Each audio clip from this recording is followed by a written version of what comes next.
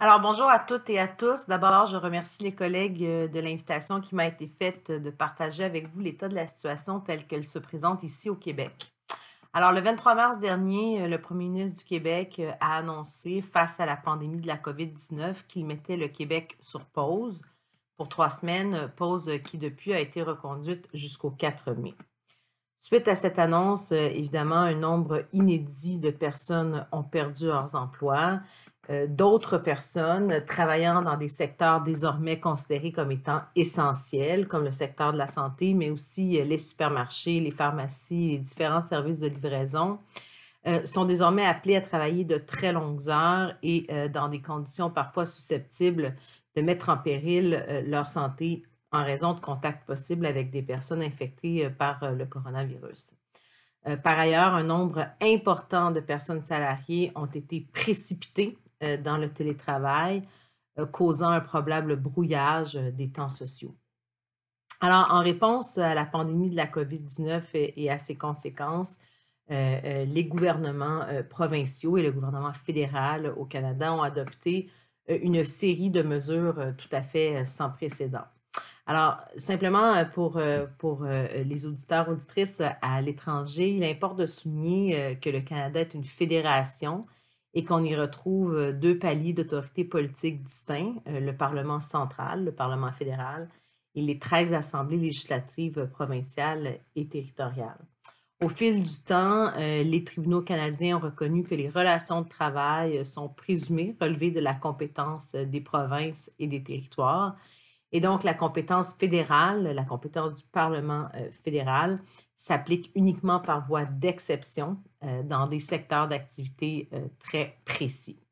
Par ailleurs, la compétence législative de principe en matière de sécurité sociale appartient également aux provinces, à l'exception de l'assurance chômage, un régime pour lequel le Parlement fédéral a aujourd'hui une compétence exclusive pour légiférer. Alors, ma présentation va brosser un portrait sommaire de la situation à l'égard de trois enjeux. D'abord, je vais parler avec vous des mesures de remplacement du revenu qui ont été mises en place dans l'urgence par le gouvernement fédéral. Solution par ailleurs qui s'inspire de ce qui se passe dans d'autres juridictions. Dans un deuxième temps, je vais évoquer avec vous la question des recours pour les travailleurs et les travailleuses œuvrant dans des secteurs dits essentiels et dont le travail représente ou est susceptible de représenter un danger. Et finalement, parler également des questions de protection de l'emploi qui vont possiblement émerger au sortir de la crise, mais auxquelles certains travailleurs et certaines travailleuses font déjà face là, présentement. Donc, comme je l'évoquais un peu plus tôt, les différents gouvernements provinciaux et le gouvernement fédéral ont mis en place une série de mesures, je dirais même une cascade de mesures. La mesure phare qui a été mise en place de soutien aux revenus par le gouvernement fédéral est la prestation canadienne d'urgence. C'est de celle-là que je vais parler aujourd'hui. Donc, le 25 mars dernier, le gouvernement fédéral a annoncé la mise en place de la prestation canadienne d'urgence. Il s'agit d'une prestation imposable offrant 2 000 $ canadiens, environ 1 300 € par mois, pendant 4 mois aux personnes qui ont perdu leur revenu à cause de la pandémie ou encore des personnes qui ont dû quitter leur emploi pour s'occuper d'un proche parent ou d'un enfant. Alors, les personnes âgées d'au moins 15 ans et qui résident au Canada y ont accès à la condition d'avoir gagné au moins 5 000 $, soit environ 3 300 € dans la dernière année. Fait assez singulier en contexte canadien, cette mesure de soutien aux revenus est disponible tant aux personnes salariées qu'aux travailleurs et travailleuses autonomes. Il faut bien comprendre que le système d'assurance chômage au Canada, de façon générale, hormis certaines exceptions, est disponible aux personnes qui disposent d'un contrat de travail. Donc, le programme de la prestation canadienne d'urgence, bien qu'il ait été créé il y a quelques semaines à peine, continue de faire l'objet de mises à jour et d'ajouts pratiquement à chaque semaine. Alors, depuis sa mise en place, Les travailleurs autonomes y ont maintenant droit et les chômeurs qui ont épuisé leurs prestations d'assurance-emploi et qui ne peuvent évidemment reprendre le travail ou se trouver un nouvel emploi compte tenu de la pandémie pourront également recevoir la prestation canadienne d'urgence. Autre nouveauté ayant émergé dans les derniers jours, les travailleurs et les travailleuses qui gagnent 1 000 $, donc environ 650 € par mois, seront aussi admissibles au programme. Donc, même si on conserve une certaine base de rémunération, par exemple pour les travailleurs autonomes qui conservent certains contrats ou les travailleurs et travailleuses à temps partiel qui voient leurs heures de travail réduites, pourront quand même accéder à la prestation canadienne d'urgence. Par ailleurs, important aussi de souligner que ce programme est évidemment disponible aux citoyens et résidents permanents, mais aussi aux personnes qui disposent d'un permis de séjour temporaire. Alors, simplement pour donner une indication de la proportion de personnes qui s'en sont prévalues et qui vont vraisemblablement s'en prévaloir, le 10 avril, c'est-à-dire 4 jours après la mise en ligne de la plateforme permettant de réclamer la prestation canadienne d'urgence, c'est près de 3 millions de personnes qui ont déposé une demande. Et si on tient compte des demandes d'assurance-emploi faites depuis le 15 mars et qui sont depuis lors transformées en prestation canadienne d'urgence, eh bien, on arrive à un total de 5,6 millions de demandes. Alors, simplement, pour prendre la pleine mesure de ce chiffre-là, il faut comprendre qu'en janvier 2020, on estimait la population active au Canada à environ 19 millions de personnes.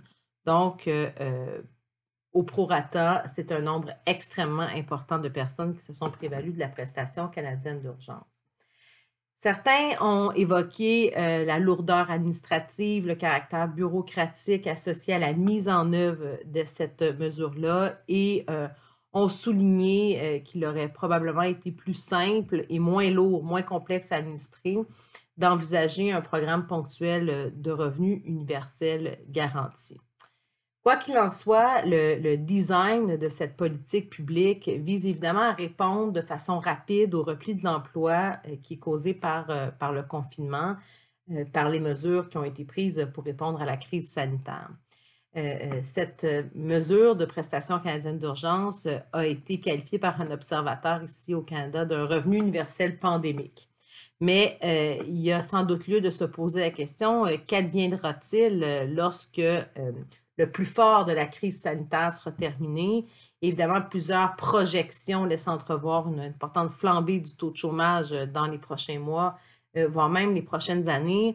Et c'est probablement l'occasion de repenser à notre régime de sécurité sociale qui est l'assurance chômage, à savoir quelles sont les personnes qui peuvent y avoir accès et à quelles conditions ces personnes-là ils peuvent y avoir accès.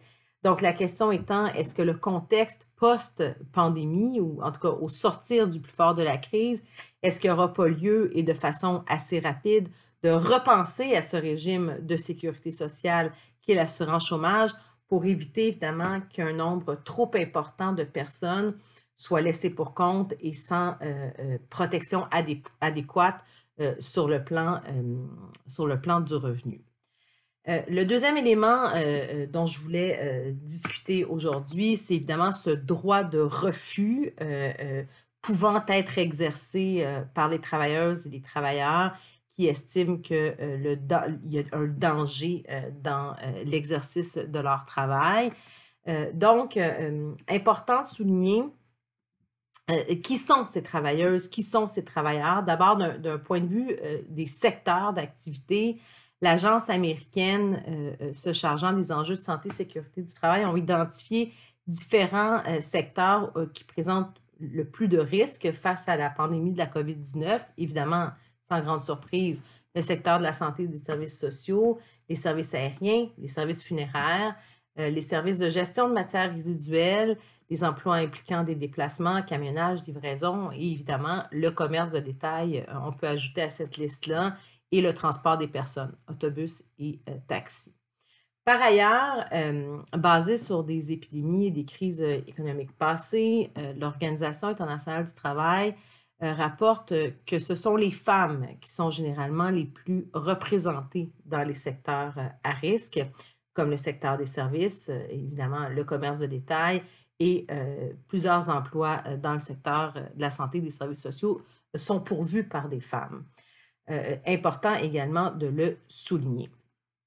Alors, pour empêcher l'éventualité, ou en tout cas pour réduire le risque de contamination, un employeur doit évidemment déployer des mesures pour protéger la santé et la sécurité des travailleurs et des travailleuses. Les mesures sont de différents ordres selon les secteurs d'activité. Ça va évidemment du télétravail à mettre à la disposition des salariés des gels hydroalcooliques ou de l'eau et du savon, ou encore on a vu apparaître dans différents commerces des paralènes permettant là, de créer une séparation physique entre les clients et les personnes travaillant dans le commerce. Ceci étant dit, dans différentes entreprises et voire même dans différents établissements de santé, on a souvent alerté, hein, les médias ont souvent alerté la population d'une rareté des équipements de protection individuelle, donc une pénurie là, parfois de masques, de gants, ou en tout cas des mesures mal implantées, notamment dans les entrepôts qui existent dans la grande région de Montréal et qui actuellement desservent évidemment les commerces jugés essentiels. Les syndicats ont également, les associations syndicales du secteur public ont également décrié dans certains établissements de santé la disponibilité ou la rareté de ces équipements de protection individuelle. Donc, il y a là, évidemment, pour les travailleuses et les travailleurs œuvrant dans ces entreprises ou dans ces secteurs d'activité, un risque accru compte tenu de leur contact avec des personnes possiblement infectées.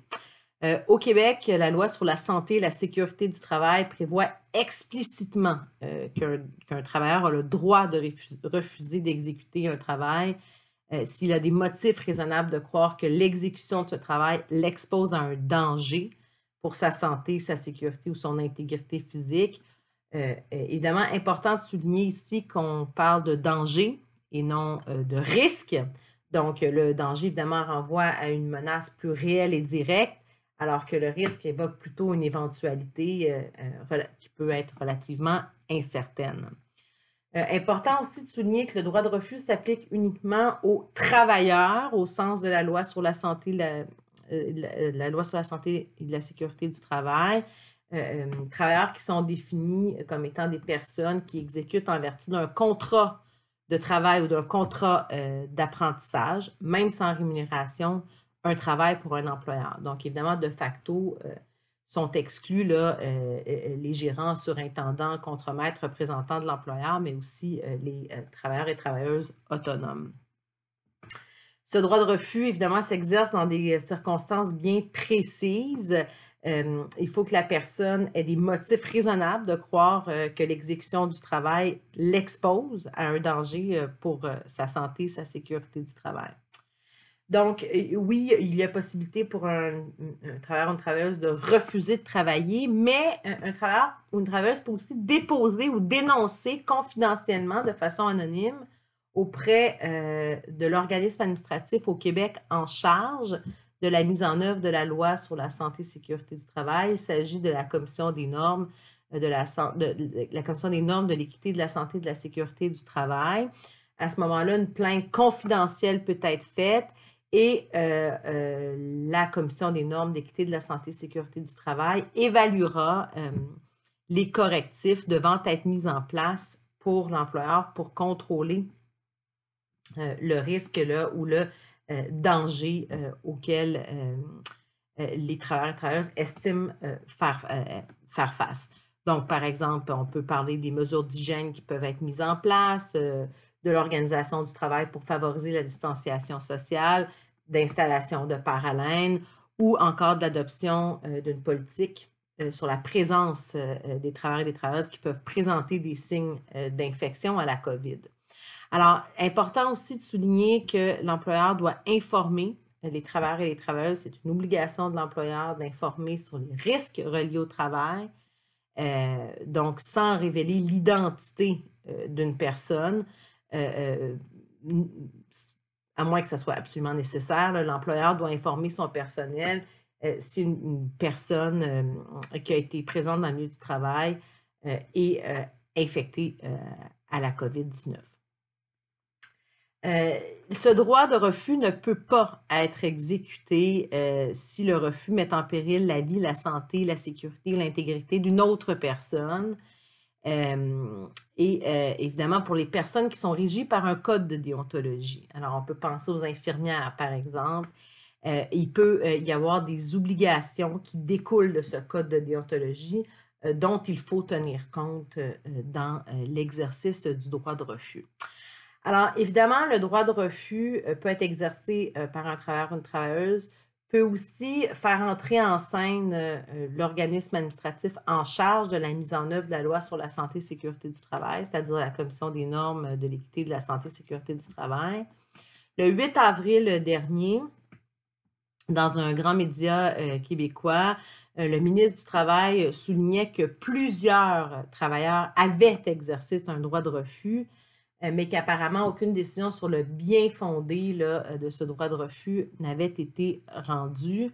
Donc, cette intervention du ministre dans les médias pose évidemment la question, dans un contexte de crise comme celui auquel on fait face, de la réactivité des institutions du travail face à la crise et donc des indications ou des instructions ou des cadres que l'on donne aux employeurs pour réagir aux risques créés par la COVID-19.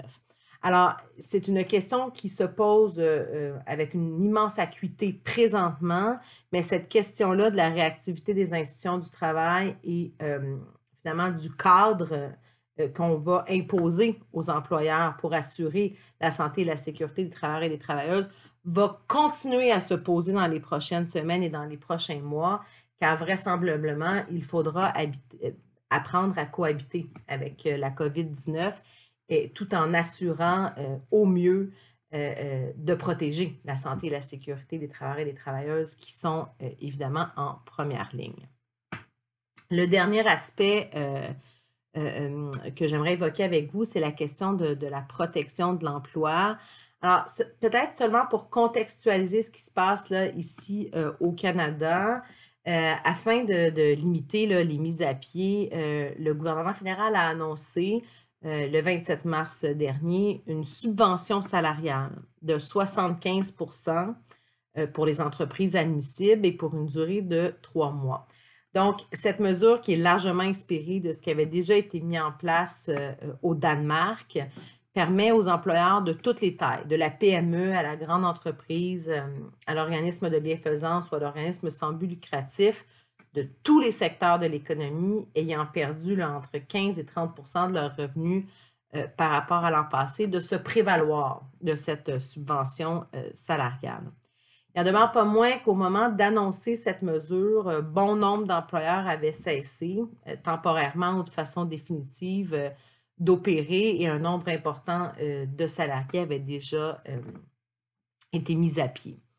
Alors, pour les personnes qui jouissent d'une couverture syndicale, le licenciement se fera généralement en fonction de la règle de l'ancienneté. Il en va de même pour le rappel au travail, le cas échéant. Or, pour les personnes salariées qui ne jouissent pas d'une couverture syndicale, il faut comprendre qu'au Québec, c'est une vaste majorité des personnes salariées qui ne jouissent pas d'une couverture syndicale. L'employeur n'est pas strictement tenu de s'en tenir à la règle de l'ancienneté. Alors, les règles afférentes à la protection de l'emploi et leur mise en balance avec les droits de direction découlent au Québec d'une multiplicité de règles qui appartiennent autant à la sphère du droit du travail légiféré qu'à des instruments d'affirmation des droits fondamentaux de la personne. Et ce qu'on voit poindre présentement, c'est une double tension. D'une part, en contexte de crise, quelle protection pour les personnes, par exemple, en isolement préventif, dans un milieu où il n'y a pas de couverture syndicale, comment choisit-on les personnes qui sont licenciées si ce n'est pas l'ensemble du personnel qui est licencié? Et quid, dans un contexte d'après-crise, du rappel au travail? Quelles personnes seront rappelées en vertu de quelles règles? C'est une question sur laquelle il faudra se pencher dans les prochaines semaines. Déjà au Québec, c'est important de souligner qu'on distingue entre la notion de licenciement et de congédiement. Alors, un employeur va licencier une personne pour des motifs économiques, des motifs organisationnels comme une réorganisation ou encore des motifs techniques comme des innovations technologiques. Le choix de l'employeur est basé sur des critères objectifs, le rendement, la polyvalence, l'ancienneté. Mais l'ancienneté, encore une fois, en milieu non syndiqué, n'est pas un critère absolu. Le congédiement renvoie à la rupture définitive du lien d'emploi à l'initiative de l'employeur et pour des motifs liés au comportement de la personne salariée. Alors, ce qui est important de comprendre, c'est lorsqu'un employeur procède à un licenciement, sa seule obligation, outre évidemment le paiement du salaire dû, est d'accorder un préavis de fin d'emploi à la personne salariée. Et s'il s'agit d'un licenciement collectif, donc où il y a plus de 10 personnes sur une période de 2 mois dans un même établissement qui sont mises à pied pour plus de 6 mois, à ce moment-là, un avis au ministre doit être donné. Avis là, pouvant aller de 8 à 16 semaines selon le nombre de salariés licenciés. Or, ces préavis de licenciement collectif ne sont pas requis lorsque la fin du contrat ou la mise à pied résulte d'un cas de force majeure. Évidemment, on peut fort à parier que plusieurs employeurs pourraient évoquer la COVID-19 comme étant un cas de force majeure. Certaines questions sont toutefois aussi susceptibles d'émerger en contexte de crise et notamment pour les personnes, par exemple, qui se doivent de se placer en isolement. Par exemple, après avoir été en contact avec une personne qui est porteuse de la COVID-19 ou encore pour les personnes qui étaient de retour de voyage. Or, la loi sur les normes du travail au Québec ne prévoit pas explicitement de protection pour de tels congés, pour une quarantaine ou pour des mesures d'auto-isolement, hormis si de tels congés sont assimilables à des congés de maladie. Donc, quelle est la protection de l'emploi auquel ces personnes-là peuvent souscrire si jamais elles se font congédier parce qu'elles se sont absentées pour s'auto-isoler? Bien, si une personne a plus de 2 ans de service continu auprès de la même entreprise, ces personnes-là jouiront d'une protection contre le congédiement sans cause juste et suffisante. Mais si une personne ne dispose pas de 2 ans de service continu, elle doit faire la preuve qu'elle a exercé un droit et que c'est dans le contexte de l'exercice de ce droit-là qu'elle a été victime d'un congédiement, par exemple.